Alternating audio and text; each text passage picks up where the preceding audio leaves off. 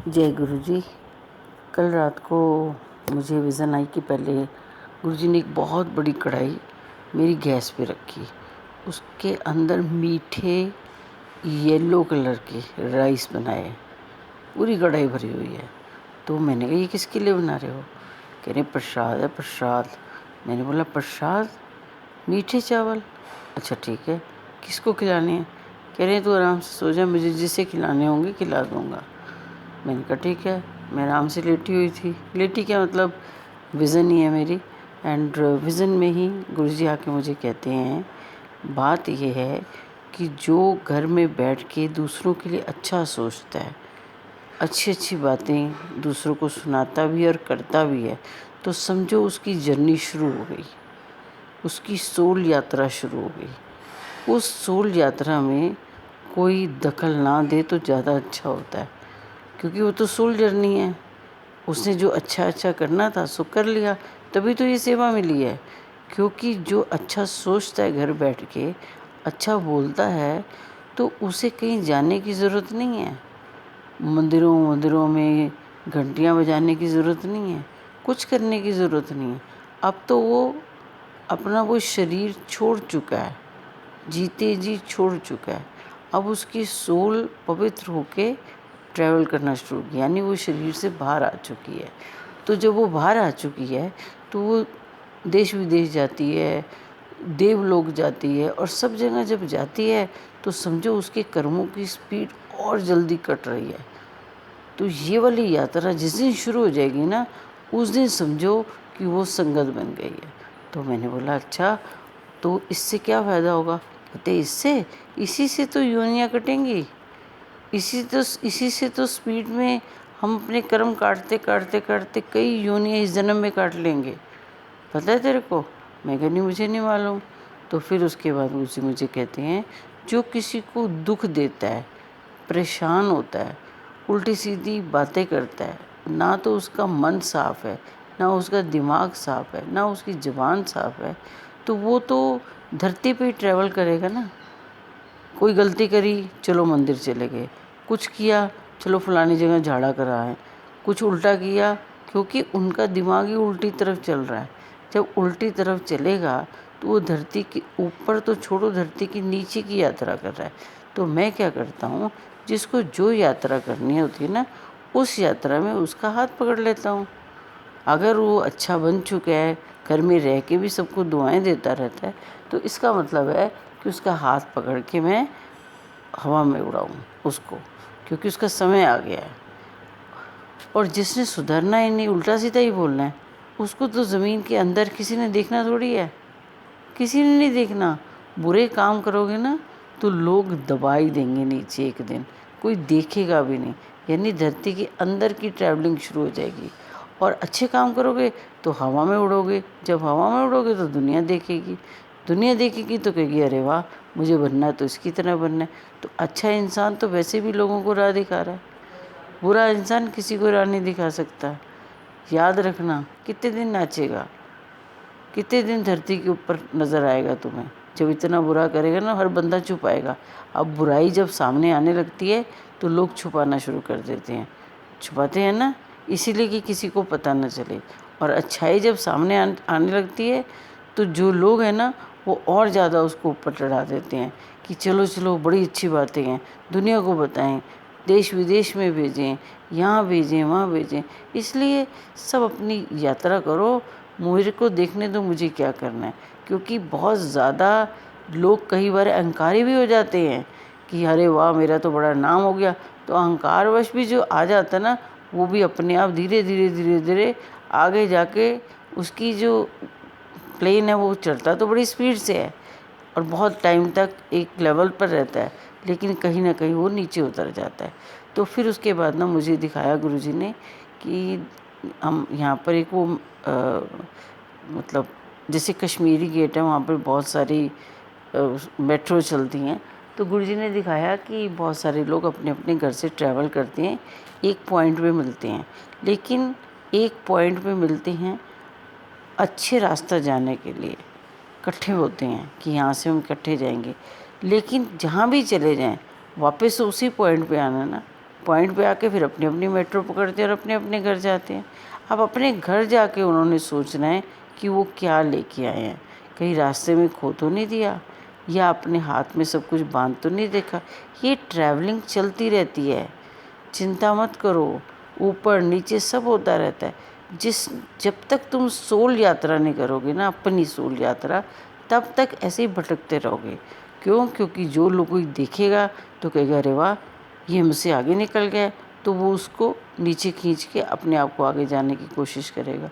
तो बेटर यही है, अच्छा यही है कि तुम जिस दिन उस सोल यात्रा पे चले जाओगे, तो जो है वो तुम्हारे शरीर के साथ है ना, तुम्हारी सोल को तो कोई डिस्टर्ब नहीं कर रहा, उसको तो पता भी नहीं कि मेरी सोल तो शरीर से निकल के यात्रा करने भी चली गई है।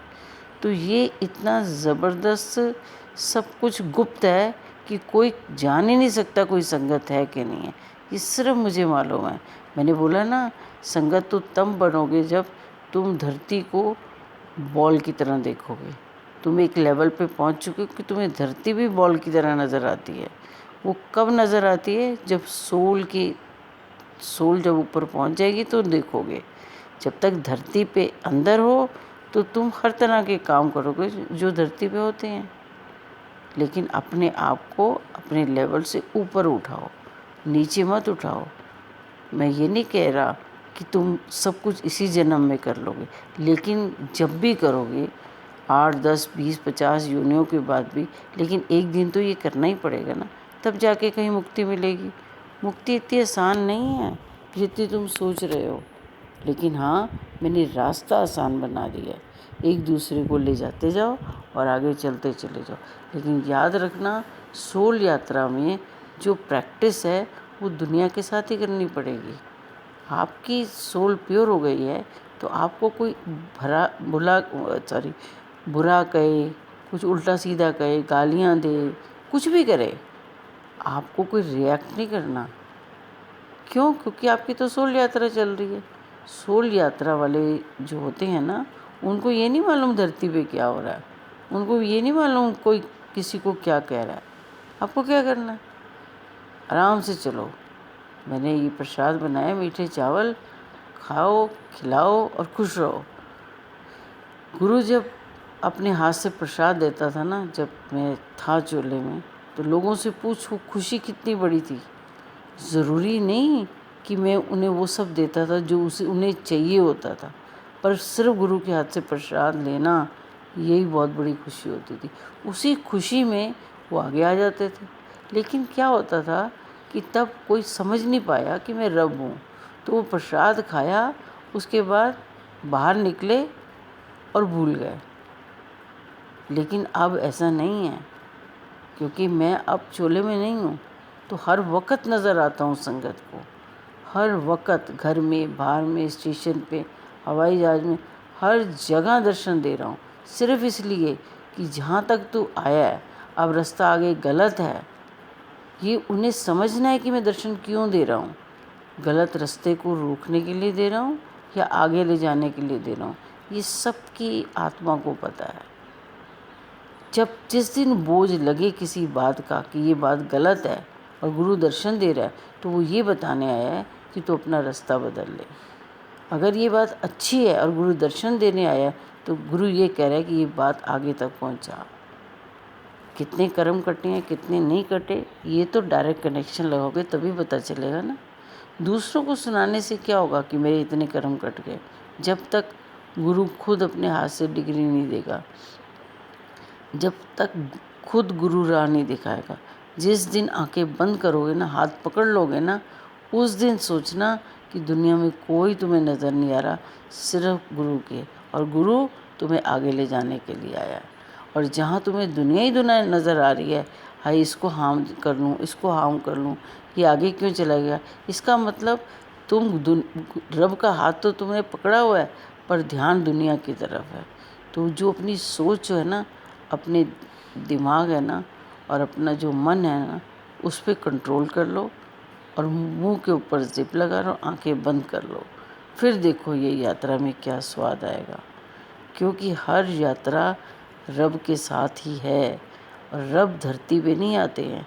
रब को इंसानी चूल्हा लेके आना पड़ा, कि मेरी संगत अब भटक रही है। क्यों? क्योंकि सारी राह गलत है, नेगेटिविटी इतनी बढ़ती जा रही है। मैंने बोला ना 75% 80% तो सोल्स भटक रही हैं। तो हर भटकी हुई सोल लोगों को गुमराह कर रही है। उस चीज़ों से बचाने के लिए मैं धरती पे आया हूँ। जब तुम इधर उधर ज़्यादा ध्यान दोगे तो भटकोगे ही ना। क्या ज़रूरत है इधर उधर ज़्यादा ध्यान देने की? बहुत सारे सज्जन पुरुष हैं, उनकी बाजू पकड़ो और पार लग जाओ। बहुत कम समय, बार बार कहता हूँ। बस यही गुरुजी मुझे दिखाते रहे। कभी संगत हवाई जहाज़ में ट्रैवल कर रही है, कभी ट्रेन में, कभी मेट्रो में। हाँ, एक जगह मुझे दिखाई जहाँ पर बहुत कम लोग हैं और एक ट्रेन खड़ी है और उसके अंदर हम सब ने बैठना है और वो ट्रेन अब आगे ले जाएगी। पीछों को छोड़ दिया है। पीछे वो हैं जो सुधर ही नहीं सकते, जिनको सिर्फ बातें ही करनी है और इंटरेस्ट लोगों में है। देखो, गुरु के सिखाने का तरीका यही है, इसे प्रैक्टिकल कहते हैं। जब तक प्रैक्टिकल ना करा जाए तब तक किसी को कुछ समझ नहीं आती। कि कईयों को थ्योरी बहुत ज़्यादा आ चुकी हुई है, लेकिन इतनी थ्योरी पढ़ने के बाद जब पूछा ये काम कर लें तो नहीं नहीं नहीं नहीं, हम तो पहाड़ों पे जा रहे हैं और वहाँ पर ध्यान लगाएंगे, जप तप करेंगे और सब कुछ अपने हाथ में कर लेंगे। अरे जब तक पहाड़ों पे करना नहीं है कलयुग में, जब तक करना है तो इस संसार में रह के करो, यानी अपने घर में करो। ऐसे लोगों से मिलो, ऐसे लोगों को जवाब नहीं दोगे ना तो देखो तुम आगे चले जाओगे। फिर गुरुजी ने मुझे बोला कि अगर किसी को गाड़ी चलानी सिखानी है ना तो पुराने दिल्ली में सिखाओ। भीड़ भड़क्का आएगा, कॉन्फिडेंस बढ़ेगा। कॉन्फिडेंस आगे बहुत लोग आएंगे लेकिन चलानी आ जाएगी। अगर सीधी सड़क ही दे दी चलाने के लिए कि चलो सीधी सड़क पे गाड़ी चलाओ, वो तो सब चला लेंगे, सीख भी लेंगे। लेकिन जब भीड़ भड़के में जाएंगे तो स्टीयरिंग को पकड़ के बैठ जाएंगे, अरे अरे इस यहाँ हम नहीं चला सकते। तो अपने आप को ऐसा बनाओ कि कोई भी सामने आ जाए, किसी से भी टकराना पड़ जाए, लेकिन गुरु और अपनी हिम्मत, अपनी पॉजिटिविटी का सामना होगा ना तो ऐसी कोई दिक्कत नहीं आएगी। आजो आजो, जहाँ फंसो वहाँ मुझे पुकारो, बाकी जगह तो चलते चले जाओ, चलते चले जाओ। हर बार पुकारोगे तो मैं कहूँगा छोड़ो ना, ये तो हमेशा ही बुलाता रहता है, इसका तो काम ही यही है। तो जब ज़रूरत होगी तो फिर मैं नहीं आऊँगा, अब ज़रूरत नहीं होगी और मैं पहुँच भी जाऊँगा। तो गुरु को सिर्फ देखने दो कहाँ आपको ज़रूरत है। आपको ज़रूरत तो हर वक्त है। भगवान अगर गुरुजी अपनी नज़र से देखेंगे किसको कितनी ज़रूरत है तो उसका ध्यान आपके अंदर ही रहेगा। हाय इसको कुछ हार्म ना हो, हाय इसको कोई पकड़ ना ले, हाय इसका ये ना हो। और जो हमेशा बुलाता ही रहेगा उसको तो मैं यही कहूँगा ना, आदत पड़ गई है। और जो नहीं बुलाता, मुझे मालूम है ये कितनी भी मुसीबत में आ जाए मुझे नहीं पुकारेगा, तो मैं उसका ध्यान रखता हूँ। इसलिए परेशान मत हो। मेरा तरीका यही है, आराम से लंगर खाओ, सत्संग करो, बड़े मंदिर जाओ, मत्था टेको और सेवा करो। जो बड़े मंदिर में जो सेवा करते हो ना उससे कर्म कटते हैं। बस वो ज्ञान होना चाहिए कि सेवा करनी कौन सी है। ये पाने के लिए तुम्हें कह रहा हूँ कि ध्यान लगाओ। उस ध्यान में तुम्हें सब दिख जाएगा जो तुम्हारे लिए अच्छा है। मैं तो अच्छा अच्छा तुम्हें दिखा ही रहा हूँ, रोज़ दिखाता हूँ मैंने तेरे लिए देखा, मैंने तेरे लिए देखा, पर वो तुम कब लेने आओगे? वो दिखा तो इसीलिए रहा हूँ कि चलो आओ और आके ले जाओ। जय गुरु जी, जय गुरु जी।